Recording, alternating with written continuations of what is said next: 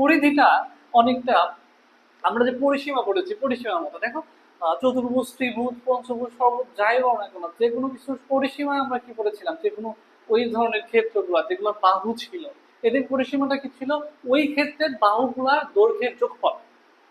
আর এখন তাহলে বৃত্তের তো কোনো বাহু নাই, তাহলে কিভাবে আমরা বলবো? আসলে বৃত্তের বাহু বলতে কি, তুমি এই যে বৃত্ত, এই বৃত্তের মনে করো এখান থেকে কেটে যদি সোজা করে ফেলো তাহলে কিন্তু একটা বাহু পেয়ে যাবে। এটাই মূলত ওই বৃত্তের পরিধি।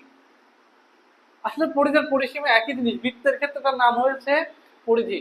আর আর যখন তুমি যে কোনো বাহুযুক্ত ক্ষেত্রে যাবা তখন সেটার নাম হয়ে যাবে পরিসীমা। তাহলে পরিধিটা কি?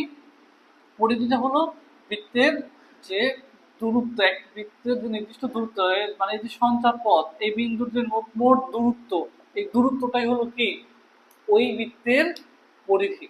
তাহলে আমাদের পরিধি বিষয়টা হলো, আশা করি বুঝতে পারছো। তাহলে পরিধি কি?